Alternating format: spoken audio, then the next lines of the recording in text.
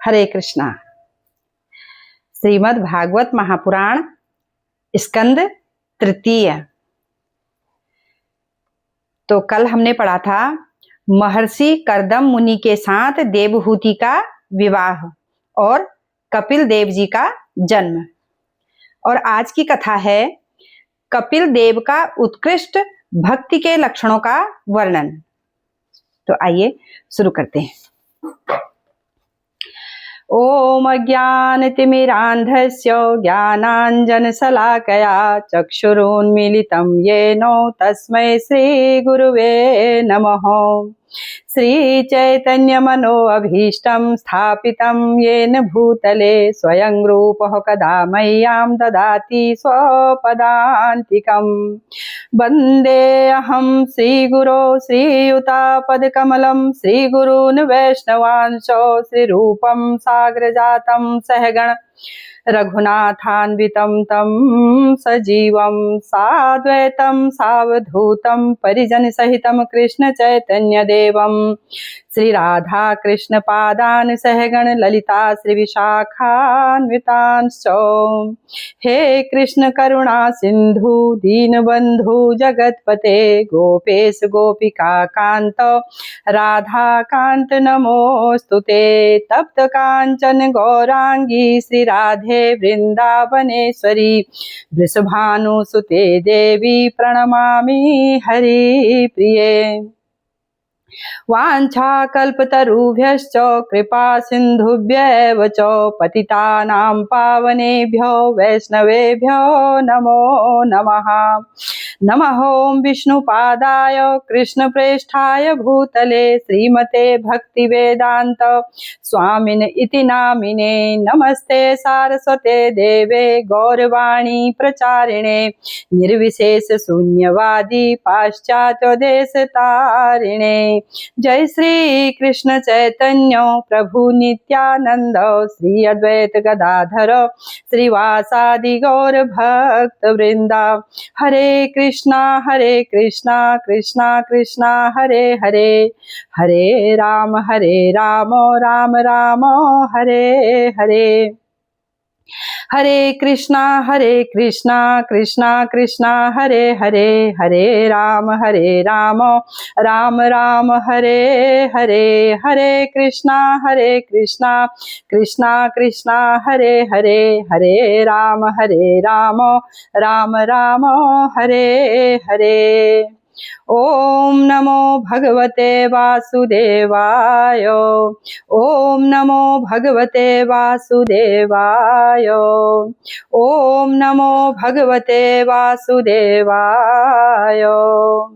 नारायणं नमस्कृत्य नरं चैव नरोत्तमं देवीं सरस्वतीं व्यासं ततो जयति मुदीरये। नष्टप्रायेषु अभद्रेषु नित्यं भागवत सेवया भगवत्यो उत्तम श्लोके भक्तिर्भवति नैष्टकी। हरे कृष्णा कृष्णा कृष्णा हरे हरे, हरे राम राम राम हरे हरे।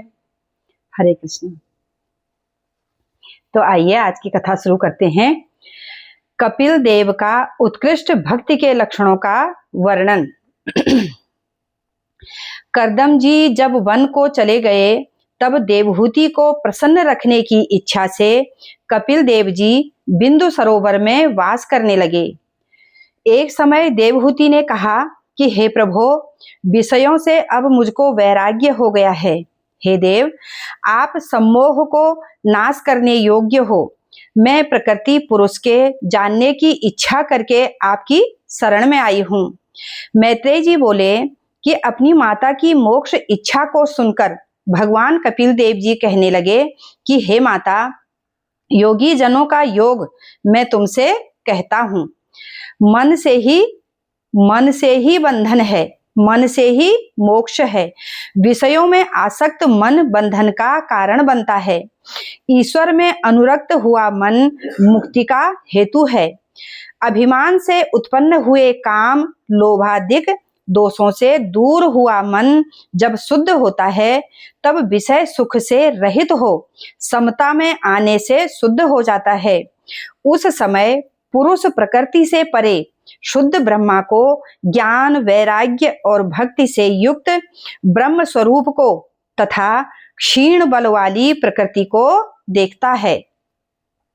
भगवान की भक्ति भाव के समान ब्रह्म प्राप्ति के अर्थ दूसरा कोई कल्याण करने वाले सबके प्यारे, जिनका कोई शत्रु नहीं, शांत स्वभाव साधु, सब साधुओं के आभूषण रूप हैं। जो पुरुष मुझ में दृढ़ भक्ति करते हैं और सब कर्मों, स्वजनों और बंधुओं को भी त्याग देते हैं और अपना मन मुझ में लगाकर मेरी ही कथा को सुनते और कहते हैं, वे मनुष्य अध्यात्म आदि से व्यथित नहीं होते। हे साध्वी, साधु लोग सब विषयादिक संगों से रहित रहते हैं। उन महात्माओं का संग करना चाहिए। जब मनुष्य मेरी सृष्टि आदि लीलाओं का निरंतर चिंतन करता है, उसे इंद्रिय विषयों से वैराग्य हो जाता है। तब वह सुगम योग मार्गों से यत्न करता है। प्रकृति के गुणों की सेवा ना करने से, वैराग्य से बढ़े हुए ज्ञान से, योग साधन से और भक्ति से प्राणी इस देह में मुझको प्राप्त हो जाता है। यह सुन देवहूति कहने लगी कि हे प्रभु, कैसी भक्ति करनी उचित है? वह कैसी भक्ति है जिससे मैं मोक्ष पद को अनायास प्राप्त हो जाऊं? तो भगवान में मन जाकर लग जाता है, ऐसा ही मोक्ष स्वरूप योग आपने वर्णन किया है। वह योग कैसा है और कितने अंग वाला है? तो कपिल देव भगवान कहने लगे कि शुद्ध सत्व वृत्ति वाले इंद्रियों के देवताओं का वो जो वेद विहित कर्म करने वाले इंद्रियों की वृत्ति का सत्व मूर्ति वाले भगवान में भक्ति हो तो वह मुक्ति से भी बड़ी कहलाती है। वह भक्ति शरीर को शीघ्र ही दग्ध कर देती है, परंतु वह भक्ति निष्काम होनी चाहिए। जिनकी चेष्टा हमारे चरणों की सेवा में रहती है, वे साधुजन मोक्ष की भी इच्छा नहीं करते। हे अम्ब, उनको मोक्ष की इच्छा ना होने पर भी मेरी भक्ति उन्हें मुक्त कर देती है। अज्ञान नष्ट होने पर भी मेरे भक्त भोग, संपत्ति, अणिमादिक सिद्धियों और वैकुंठ लोक की परमोत्तम संपत्ति को भी नहीं चाहते हैं, तो भी वे वैकुंठ में ये सब पदार्थ पाते हैं। जिनको मैं आत्मा के समान प्यारा, पुत्र के समान स्नेह पात्र, सखा से के समान विश्वासी, गुरु के सदृश उपदेशक, भाई के तुल्य हितकारी और इष्टदेव के समान पूज्य हूँ, वे मेरे भक्त कदापि भाग्यहीन नहीं होते और काल भी उनको नहीं मार सकता। प्रधान पुरुष का ईश्वर और संपूर्ण भूतों की आत्मा मैं हूँ। तो ये कपिल देव भगवान अपनी माता को कह रहे हैं, ज्ञान दे रहे हैं अपनी माता को। तो अब कथा शुरू हो रही है कि सांख्य योग कथन। सांख्य योग कथन। कपिल भगवान कहने लगे कि हे माता जी, अब मैं तत्वों के लक्षणों को वर्णन करता हूँ। यह आत्मा ही पुरुष है, जो अनादि त्रिगुण है, माया से परे है, अंतर्यामी है, आप ही प्रकाशवान है, जिससे युक्त होने से यह जगत प्रकाशित है। सो यह जीवात्मा दैवी अप्रकट रूप और त्रिगुणमयी माया को जो आप ही प्राप्त हुई, उसको अपनी लीला करके प्राप्त हुआ। ज्ञान छिपाने वाली, गुणों से अनेक प्रकार की विचित्र प्रजा को रचने वाली माया को देखकर वह पुरुष ज्ञान चेष्टा से मोहित हो अपने स्वरूप को भूल गया। पुरुष साक्षी मात्र है, इसी से अकर्ता है। कर्ता आनंद घन तथा ईश्वर ही है। इसके उसी कर्तव्य अभिमान से कर्म बंधन होता है और उसी को भोगों में पराधीनता होती है। पुरुष को कार्य, कारण, कर्ता इनका रूप हो जाने में कारण प्रकृति है और प्रकृति से परे जो पुरुष है उसी को कारण माना है। यह सुनकर देवहूति ने कहा, कि हे पुरुषोत्तम, प्रकृति और पुरुष का भी लक्षण कहो। यह सुनकर भगवान कहने लगे कि जिसको प्रधान तत्व कहते हैं उसको प्रकृति जानो। प्रकृति सत्वादि 3 गुणों से संपन्न रहती है और अव्यक्त है। 24 तत्वों का समूह प्रधानादिक ब्रह्मा कहलाता है। भूमि, जल, अग्नि, वायु, आकाश, 5 महाभूत और गंध, रस, रूप, स्पर्श, 5 तन्मात्रा, श्रोत्र, त्वचा, नेत्र, जिह्वा, नासिका, वाणी, हाथ, पांव, लिंग, गुदा, 10 इंद्रियां और मन, बुद्धि, चित्त, अहंकार, 4 सगुण ब्रह्म हैं। जो काल है वह माया की अवस्था 25वां तत्व है। कितने ही परमेश्वर के प्रभाव को काल कहते हैं, जिसका भय माया के वश हुए पुरुषों को प्राप्त होता है। हे माता, जिसमें सत्वादि 3 गुण समानता से रहते हैं और जो आप निर्विशेष है वह भगवान कहलाता है। भगवान सबसे भीतर विराजमान है, सबके भीतर विराजमान है। जो बाहर विराजमान है वही भगवान काल कहलाता है। जब भगवान ने विकार को प्राप्त हुए धर्म की अभिव्यक्ति स्थान रूप प्रकृति में अपना चिदाभास वीर्य स्थापित किया, तब उस माया से हिरण्यमयी महतत्व उत्पन्न हुआ। तब उस महतत्व ने अपने तेज घोर तम को पान कर लिया। तब काल धर्म गुण के साथ जगदादि परमात्मा ने तत्वों में प्रवेश किया। परमेश्वर के प्रवेश होने से तत्वों का समूह क्षोभ को प्राप्त होकर इकट्ठा हुआ। तब इनसे अचेतन अंड उत्पन्न हो गया। उस हिरण्यमय अंडकोश में परमेश्वर ने प्रविष्ट होकर अपनी शक्ति के अनेक क्षेत्र प्रकट किए। पुरुष क्षेत्रज्ञ परमात्मा के योग से उत्पन्न हुई बुद्धि से तथा भक्ति और वैराग्य से ज्ञान द्वारा ध्यान करें। अब कथा शुरू हो रही है कि मोक्ष विधि का वर्णन, जो मोक्ष की विधि है उसका वर्णन। यहाँ पर कपिल भगवान कहने लगे कि यह आत्मा देह में स्थित है, परंतु देह के धर्मों से लिप्त नहीं होता। परंतु जब पुरुष प्रकृति के सत्वादि गुणों में आसक्त हो जाता है, तब अपने स्वरूप को भूलकर अहंकार से आसक्त हो जाता है। इसी कर्तत्व को मानने के अभिमान से पराधीन होकर प्रकृति के संग किए हुए कर्मों के दोषों से नाना योनियों में प्राप्त होता हुआ कभी मरता है, कभी जन्मता है। जीवात्मा को चाहिए कि मन को तीव्र भक्ति, योग, वैराग्य से अपने बस में करे। यम नियम आदि योग मार्गों का अभ्यास करता हुआ चित्त को एकाग्र करता रहे, मेरे साथ निष्कपट प्रीति रखे और मेरी कथा सुने।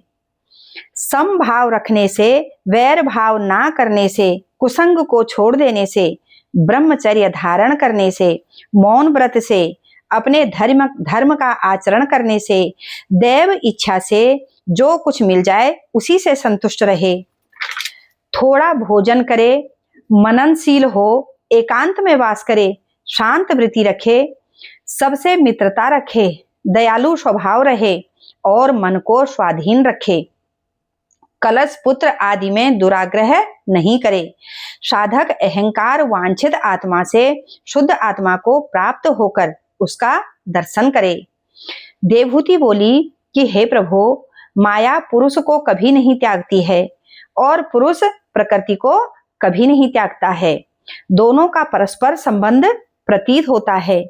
तब इसमें दोष आता है कि अकर्ता पुरुष को जिस प्रकृति के आश्रय से कर्मों का बंधन माना है, फिर उसका प्रकृति के गुणों के विद्यमान होने पर प्रकृति से कैवल्य कैसे हो सकता है? ये मुझको संदेह है, सो आप कहिए। तो कपिल देव जी कहने लगे कि हे माता, निष्काम धर्म करने से, निर्मल चित्त से, एकाग्रता से पुरुष फिर उसके अतिरिक्त अन्य वस्तु को देखने की इच्छा नहीं करता है। सने सने भगवान के अंग से मन को नियुक्त करके धैर्य के ध्यान से शिथिल प्रयत्न हो जाता है। जब मन शांत हो जाए तब इस प्रकार विषय रहित होके वैराग्य को प्राप्त मन भगवान में लीन हो जाता है। मन अकस्मात ब्रह्म आकार हो जाता है।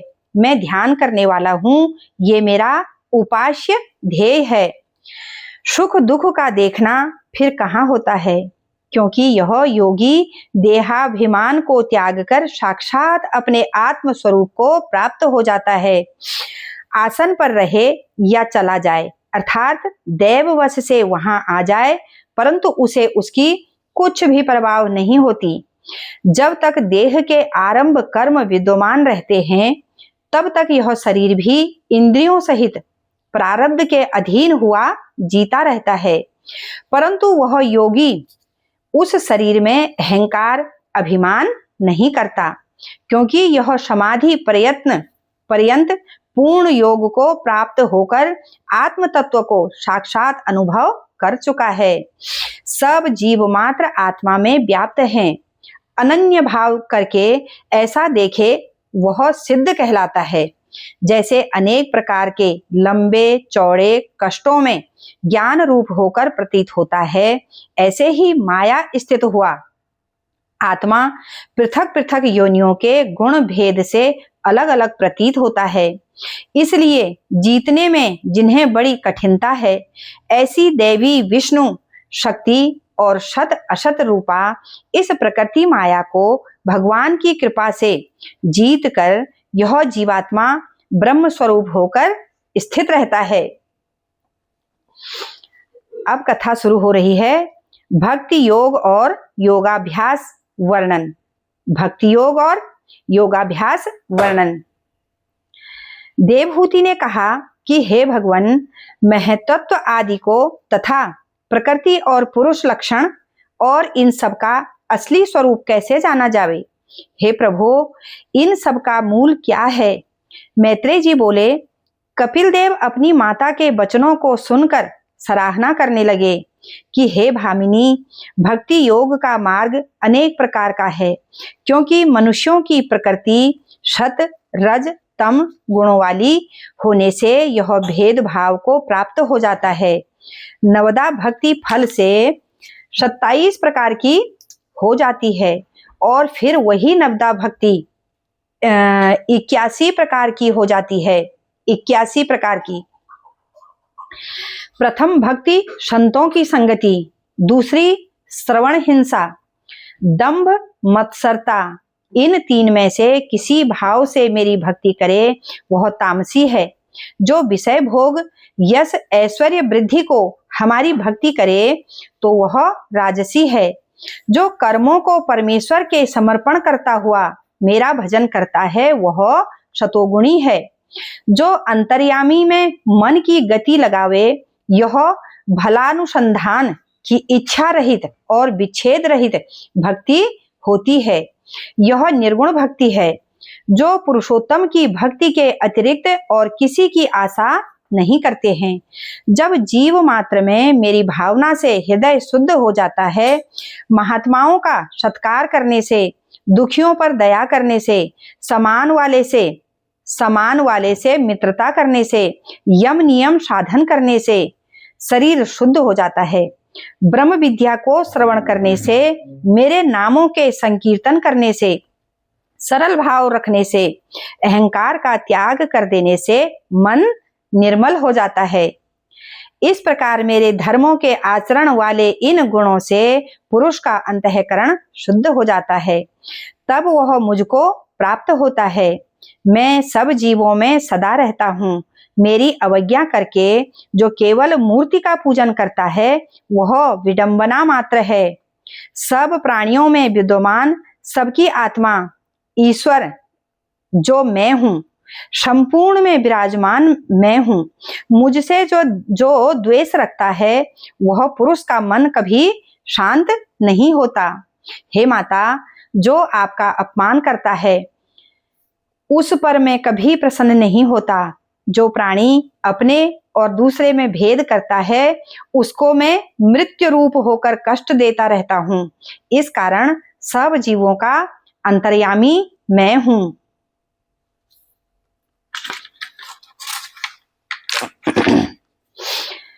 अब यहाँ पर कथा शुरू हो रही है कि काल प्रभाव का वर्णन। काल प्रभाव का वर्णन। अब कपिल देव जी कहने लगे कि हे माता, इस संपूर्ण चराचर में जीवधारी श्रेष्ठ है, उनसे प्राणधारी श्रेष्ठ है, और उनसे इंद्रियों के ज्ञान वाले श्रेष्ठ हैं, उनसे स्पर्श ज्ञानी श्रेष्ठ हैं, और उनसे रस जानने वाले श्रेष्ठ हैं। रस जानने वालों से गंध जानने वाले अच्छे हैं, उनसे शब्द जानने वाले श्रेष्ठ हैं। शब्द जानने वालों से स्वरूप जानने वाले श्रेष्ठ हैं, उनसे अधिक चरणों वाले श्रेष्ठ हैं। उनसे चौपाए और चौपाए से मनुष्य श्रेष्ठ हैं। मनुष्यों में 4 वर्ण श्रेष्ठ हैं। वेद पाठियों में, अर्थ को जानने वालों में, संदेह निवारण करने वाले श्रेष्ठ हैं। उनमें जो वेद विहित कर्म करते हैं, निष्काम कर्म करने वाले उत्तम हैं। उन निष्काम कर्म करने वालों में श्रेष्ठ वह है जो सब कर्मों को मेरे को समर्पण कर देता है। तो माता ने पूछा कि जीव की संस्कृति तथा काल का स्वरूप कहो। भगवान कहते हैं कि हे माता, व्यतिरेत भगवद रूप है। जो व्यतिरेत भगवद रूप है वो ही देव कहलाता है। इसी विष्णु स्वरूप यज्ञ फलदाता को काल रूप कहते हैं। इस कलात्मक भगवान का ना तो कोई प्रिय है, ना मित्र है, ना बंधु है, जिसके भय से वनस्पति, वृक्ष, लता, औषधि, फूल, फल प्रकट करती है, नदियां बहा करती हैं, समुद्र मर्यादा को नहीं लांघते, समुद्र अपनी मर्यादा को नहीं त्यागते, जिसके भय से अग्नि जलती रहती है, पृथ्वी नहीं डूबती, तथा आकाश श्वास लेने वालों को अवकाश देता है। इसी के भय से महत्त्व लोक रूप बनाकर विस्तार करते हैं, जिसके भय से ब्रह्मा महेश बारंबार इस जगत को रचते, पालते और संहार करते हैं। पिता पुत्र से आदि जन को उत्पन्न करता है और मृत्यु से अंत तक को यही मारता है। हरे कृष्णा। तो आज की कथा को यहीं पर विराम देते हैं और अगली कथा शुरू होती है कि तामसी गति का वर्णन। जो तामसी प्रकार के लोग हैं उनकी गति का वर्णन बताएंगे अगली कथा में। तो हरे कृष्णा।